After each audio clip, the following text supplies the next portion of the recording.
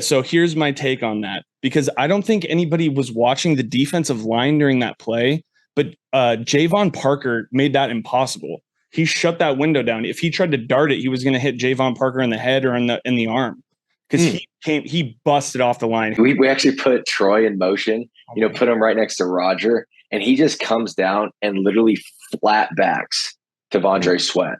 So the Outland Trophy winner, the best defensive lineman in the country, literally puts him on his back. But we don't play big boy football on the West Coast, though. I hear Jabbar's name called once. Bro. Yeah, he gave up that. I'll put you in the box. He's putting him in the box. I'm getting my microphone. Welcome to the Dubbed Up Podcast. I'm your host, Mike Flaunt. You're talking to the Sugar Bowl champions. Washington Huskies going to play for their first national championship since 1991. I got my guys Izzo and Noah with me. Fellas, we've talked about this all season. How are you feeling, man? We're literally going to play for our first national championship in over 30 years. I mean, we said these guys came back for a natty or bust type mentality, and we're playing for a natty. And it's like the leprechaun, bro. Like at the end of the rainbow, found that pot of gold, and we're all going to Houston, NRG Stadium, man. Probably get another away game like we've had, at the Sugar Bowl, but it's going to be looking crispy in those all whites. We're going to have a good time with that. So, are you trying to drop something right now? No. It's been 32 years? The year I was born, 1991. We don't have the words. Hey, I got some words for it. Put some respect on our names. Dude, put some respect on our names. We talked about basketball on grass, baby. God. Basketball on grass. Before we start getting into the Sugar Bowl and all that, there was a lot of people trying to crucify the three of us on Twitter and online for our takes. And your boys from Dubbed Up were correct.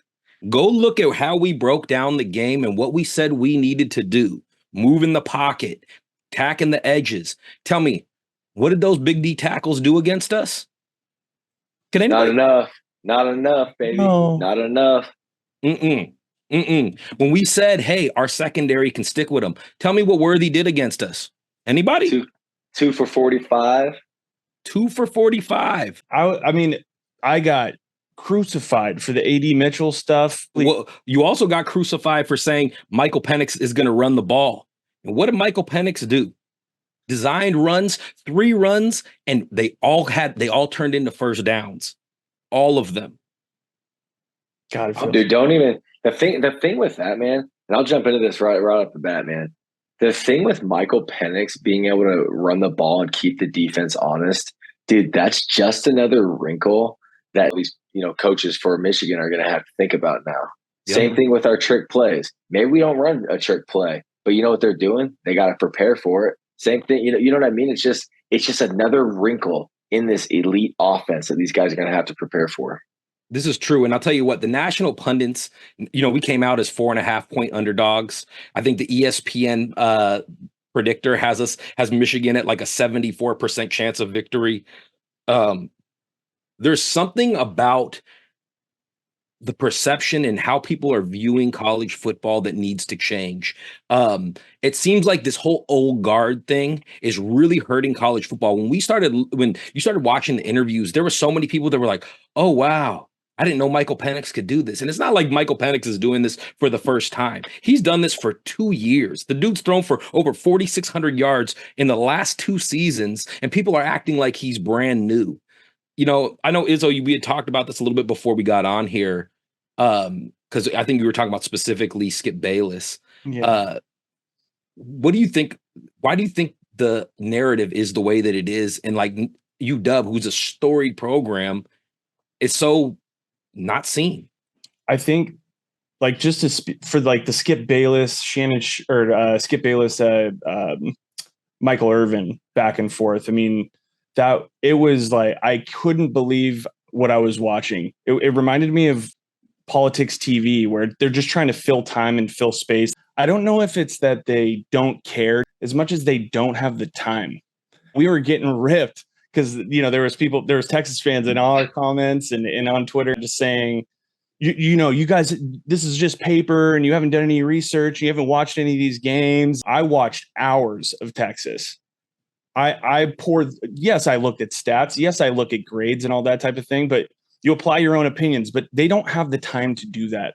Just like we were talking about with like Booger McFarland, who's saying, oh, let's see what happens when you play with the big boys. And, I don't know if you guys saw the clip of Troy Fautanu, who was like, hey, man, just turn on the film. Yeah. If you don't think that we can play big boy football, turn on the film. Look at what that offensive line does. Look at what a player like Braylon Trice does against anybody. And I know, Noah, you definitely watched the edges, being that you played that. Guy is an absolute monster. And he made his presence known. That Texas offensive line couldn't block him. We actually put Troy in motion, put him right next to Roger, and he just comes down and literally flat backs T'Vondre Sweat. So the Outland Trophy winner, the best defensive lineman in the country, literally puts him on his back. But we don't play big boy football on the West Coast, though. That's what we're talking about. How could you possibly say that our offensive line is soft? Well, you also don't have. It makes no logical sense. You don't have an 1,100-yard back if you can't run the ball. Period. You don't, and we showed in a lot of these games, because people love to talk about Penix's struggles, but the flip side of that coin is we won those games, and what did we have to do to win those games? We had to have Dylan Johnson rush for 250 yards against USC. We had to fight it out with Oregon State and Utah and all those guys in inclement weather where we couldn't throw the ball like we normally do, and the running game had to prop us up, or the defense had to prop us up, and they act like that didn't actually happen, and it did. It really did. It's big boy football, dude. And speaking of Mike Penix, man, dude, was he on another level or what? Okay, you know what? Let's jump into that. Let's talk about it, because let's get into this Sugar Bowl recap, and I think that's the place to start. So Noah, let's talk about Michael Penix. I mean, that month, everyone talks about Michael Penix's quick start, right, of the season. First 6-7 games, just absolutely dialing. Then he gets a little banged up, gets a little sick. But man, him having a month off and just kind of getting back to like true form, dude. Some of those passes he made against Texas on Monday night were, and you've actually seen. I'll give a little bit of the national media a little bit of credit here. They've started to ask the question: how do you not draft this guy top 5? How do you not draft this guy top 10? Is there really 12 teams that are going to pass on this guy? Because if they are, bro, like, dude, those passes to J-Mac and Polk were, and I've said this before, they were absolute piss missiles, dude. I mean, just absolute. That, like, the first one, I think, the Polk that he tipped to himself, dude, just a dime. And then the BB he throws to freaking J-Mac to start the third quarter. I mean, that is first round, top 3 type quarterback play, that you'll see. I mean, I think there might be 13 to 15 teams in the NFL that if he changes uniform tomorrow, and played this Sunday for about 15 NFL teams, I think he changes the narrative a little bit on those teams. I think you're right. When they do that, go ahead, Mike. I was going to say, Joel Klatt actually did a really good breakdown on what throwing with leverage is. Yep. And for those that don't know, basically throwing with leverage is putting the ball in a place where it's catchable for the receiver, but if you miss away from the defender, you miss away from the mistake. And when you talk about those piss missiles, that's exactly what he was doing, putting them in those places. So Izzo, go for it. Yeah, I mean, to that point, like, he does it as at an expert level. Like, this isn't dink and dunk, man. He's doing this at the intermediate level. He's going deep regularly and knows exactly how much touch to put on it. I mean, that pass to J-Mac in the middle of the end zone, I think I was like 30 yards out, 25 yards out. I got to go back and look, but on a rope. I think, honestly, there's just no way there's that many GMs who need quarterbacks, who will do their evals on him, who will see that he can run, who see the leadership throughout these games and these big moments where he's not phased at all for that game.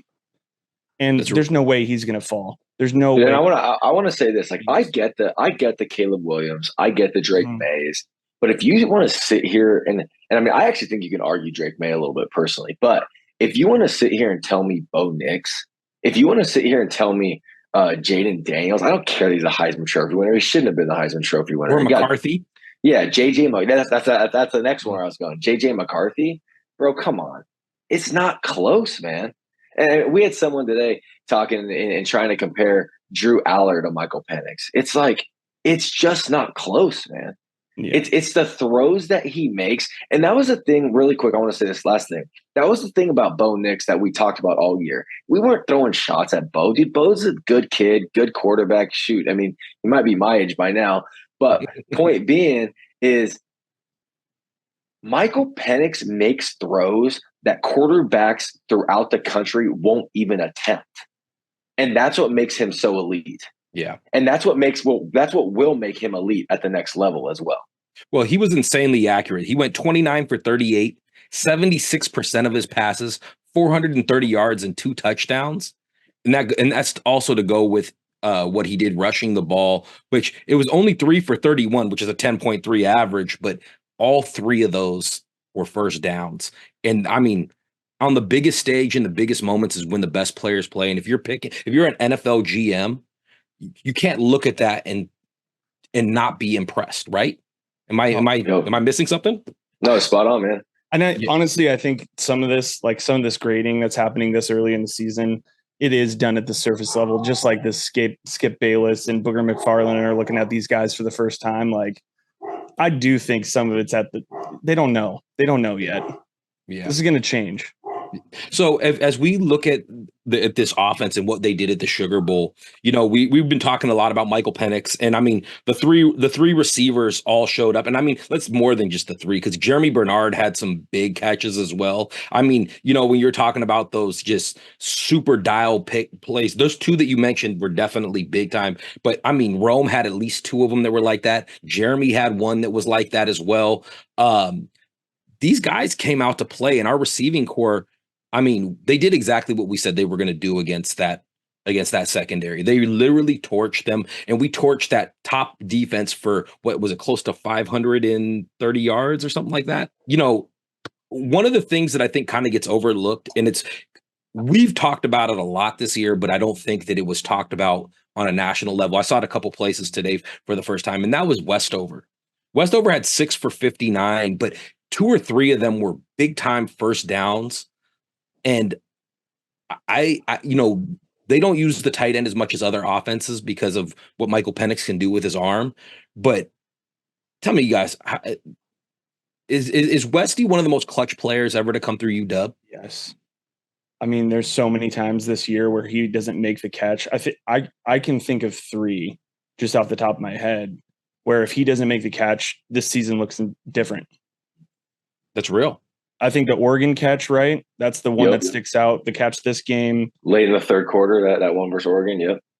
Dude, I was talking to a Duck fan about this, and if he listens, he'll remember. He's like, when is Westy leaving? It's like, dude, what's interesting? Yeah, dude. I mean, Izzo, to your point, I mean, what's interesting about Westy is, you know, people talk about like having like that release valve, you know, in a for a quarterback, like someone you can just, all hell's breaking loose. I can just, you know, hit a running back in the flat. But dude, Westy's become Penix's release valve, and he just knows, hey, I need 6 here. I'm going to check, you know, I'm going to run my progressions, but I know Westy's going to find somewhere soft in the zone. He's going to figure out a way to get open, and I know I can come back to him. And I think that's something that like allows Mike to, in his mind, to be like, I can make the elite throw. I can make this elite throw. I can make this elite throw. Okay, none of these are open. Boom, hit Westy for 6. We got a first down. We got 3. You know, we got 3 more downs now. You know what I mean? And it's just like something that's just so like almost just like a calming mechanism for Mike. Man, he just knows he has Westy right there. Okay. So, dude, and he's so dynamic though. I mean, dude, even I think we talk about his big catches. Dude, go watch his inline blocking too. I mean, he puts his nose in there, gets up inside defensive linemen, linebackers, and dude, he does it all. I can see him going from a two game high school player, you know, to being a pretty damn good college player to playing on Sundays for sure. Yeah. Oh, definitely. Yeah, kind of in one of those Chris Cooley kind of H-back kind of roles. I could definitely see that. And, when we're looking at the offense, one thing that is kind of flown under the radar most of the year is somebody like Dylan Johnson. Now, Dylan Johnson didn't have a crazy game as far as average per carry. He went 21 for 49, but he had 2 touchdowns. And remember, in before the game, we talked a lot about, hey, if we attack the edges, it's going to open up the middle of the field. And a lot of our big runs didn't happen on the edges. They happened up the gut. Yeah. Those 2 touchdowns went right at their strength. We went right at their strength and scored 2 touchdowns that way. And then if you look at Penix's runs, it was the same thing. And I think that's a testament to the young man, Parker Brailford, did his job. Everybody said there was this like narrative that we're really undersized in the interior of our offensive linemen. Our offensive line, when we got Bulow and Kleppo, who are both over 320 pounds and both over 6'6", Brailsford is who they're talking about. And I'll tell you what, on a few of those plays, those run plays, he handled Sweat. He did his thing 100 pounds lighter because he's a beast. And that offensive line and Scott Huff need all the props that they can get because they did their job. They showed up, and it was pretty amazing. What was pretty cool about that too is obviously our coaches did their homework. We looked as that game went on. One of the things that we saw was maybe Dylan wasn't per run wasn't getting to his average, but one thing we did do was we started really using like that horizontal passing game, and we did it early. Yep. And I mean, it was just like an extension of the run game. And that's one thing we talked about on the preview pod of the Texas, Sugar Bowl was, can we get those big D linemen to run horizontally instead of vertically up the field? And they did. That to me is what opens those two. If you can get those boys running sideways, then you can hit them up the middle for those dive plays or whatever it was that we were using. So you just tell, man, our coaches are grinders, man, doing their homework, knowing how to beat these guys. Maybe something isn't a strength of ours, but how do we expose maybe a weakness of the defense? And that's kind of what, as we get into Michigan too, I think our coaches are definitely going to lean on some of that thought.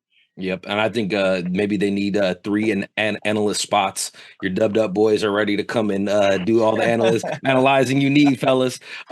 Before we get they better be paying big money then. They're gonna have it now. Before we get, is there anything else you guys want to talk about with the offense before we go to the defensive side of the ball?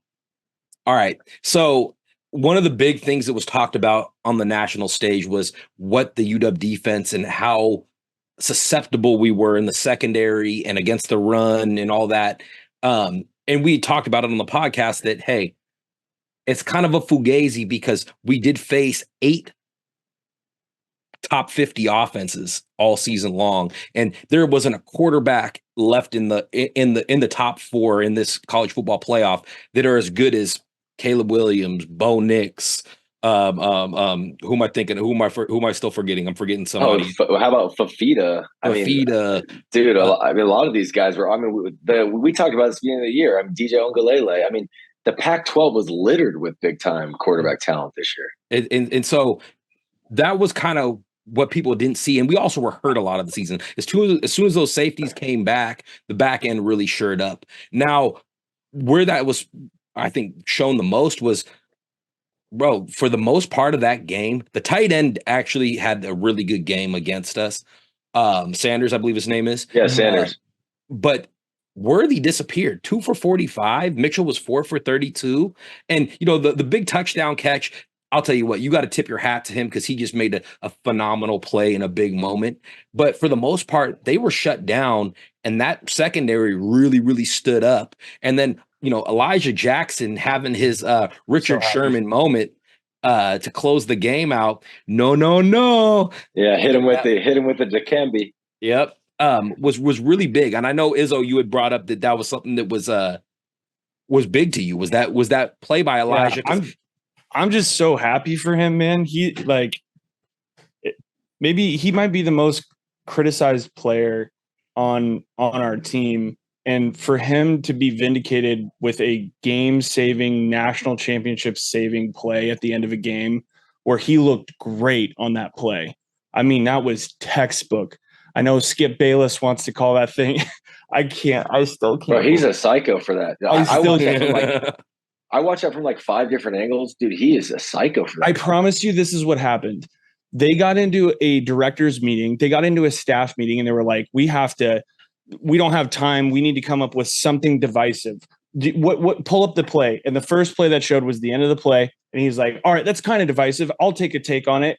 And then he takes that was DPI. There were so many other things you could talk about.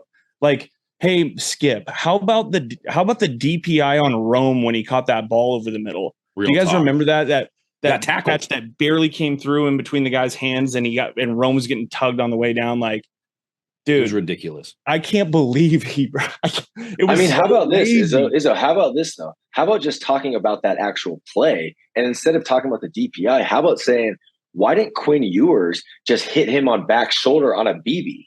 Okay, so here's my take on that, because I don't think anybody was watching the defensive line during that play, but Javon Parker made that impossible. He shut that window down. If he tried to dart it, he was going to hit Javon Parker in the head or in the arm, because he busted off the line. Him and ZTF. I don't think that was open. I know Irvin wanted to say that too, and a lot of people were asking that question, but I don't think he could have darted it. I don't. It depends on the angle that you're looking at, but I can see why in the moment he didn't. But regardless, EJ, man, I just, if you watch the pod, whatever. I'm so freaking happy for you, man. Like, it was so awesome to see. I think Juice ran up to him after, as he's coming off the field. He's like, do you know what you did? Do you know what you did? It's just like the sickest moment. Yeah. And on a drive that they got like 9 plays for free just because of the injury to DJ and all that. But the secondary really held it down. I mean, he had a great game. Look at Jabbar. You didn't hear Jabbar's name called once, bro. Yeah, he gave up that. I'll put you in the box. He's putting him in the box. I'm hitting my microphone. My hat's all out of wine. Hey, and then Mish as well, covering the slot. I mean, Mish and that play at the end where they brought Mish on the blitz. I'll tell you what, when you get Mish going downhill, I'll tell you what, he looks like he can play on Sunday. The other player I want to call out is Asa Turner.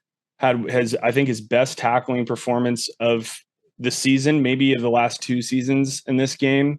Great to see him with the cast off. Like, we've said it for the last 6 weeks every week, but with him and Cam Fab back there in the backfield, you've got your dudes. This is what we said, man. We tried to tell Texas fans, like, hey, we watched, we know you got Whittington, you got some decent studs back there, but nobody had seen.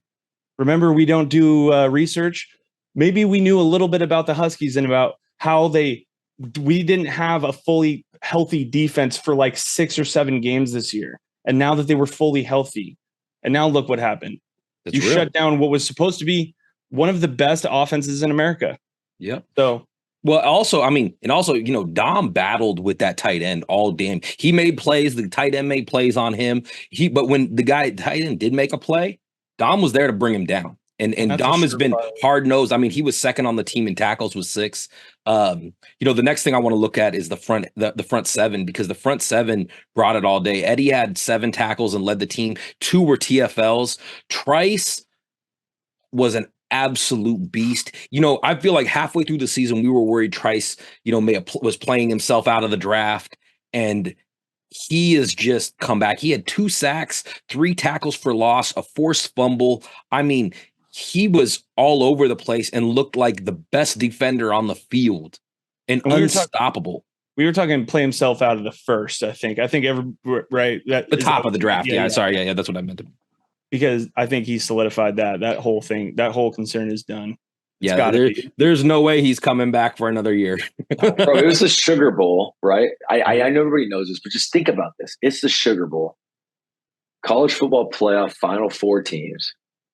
2 sacks, like you said, Mike. 3 TFLs, 4 pressures. I think he had a batted ball. And dude, it's just, he ran down a couple plays too, like when Baxter got loose. Dude, he is just an absolute dynamo, man. And he's a game wrecker, man. You know, we talk about it. He's like a menace. And I mean, really is. the Kelvin Banks, he's going against a top 10. Like, Kelvin Banks is probably a top 10 pick next year, top 5 pick next year in the NFL draft. Like, no joke. And dude, he was all and then okay, I'll say this really quick and we can move on. But dude, Christian Jones, bro, like he was supposed to be kind of good, like right tackle. Like people talked about him, like, yeah, he could probably play on Sundays. Bro, he punked Christian Jones. He like punked him. His motor it's like nonstop, dude. Yep. 100% on every single play. Yeah, the defensive line as a whole, because you were right. I don't have the pressures in front of me, but the defensive line was in Quinn Ewers' face all day. And I mean, even if they didn't get there, because for some reason I thought Trice had 7 pressures. Was it only 4? I mean, he might. No, I mean, he might have, man. I mean, I thought it was 4, but you're probably right. It might have been 4 pressures, 7 pressures. I do know this. He led the country again, back-to-back years in pressures with over 70. Yeah, he's an absolute monster. Anything else we want to call out on this game before we move on to Michigan? Dude, the only thing I'll say, man, is this is one thing that I think people have kind of forgot. We played Texas back-to-back years. Bro, we played Texas in San Antonio and in New Orleans. We played them 2 road games and beat them. Yep. Dude, Sark's 0-4 since he left UW against UW. And, bro, you could tell after that game, and he gave his wife a hug. And, dude, he was, like, demoralized. I mean, Texas – and I'm not saying they shouldn't, but, dude, Texas thought they could win the whole thing. Yep. And it's like you just got to tip your hats to them. But, man, honestly – dude, this UW team is special, bro. And we went on the road in New Orleans with a crowd that was 80-20 and freaking won. Yeah. I'll tell you what, from being there, man, 80-20 in the stadium, but just at like the entire like city center around that place, it was crawling with Texas fans with like 2 days to go. Yeah. It was insane. But that I'll just say from personal experience, like I thank you to everybody who came up to me and said what's up to me. Like that was after this isn't about me, but just a really cool thing happened. After we're walking up from winning the game, we're coming through the tunnel. A couple of kids stopped me and they were like, "Hey man, like, are you dubbed up?" And they were like, "Are you Noah?" I was like, no, you're close, dude. But yeah, man, I just thought that was really cool, and maybe I'll smart kids.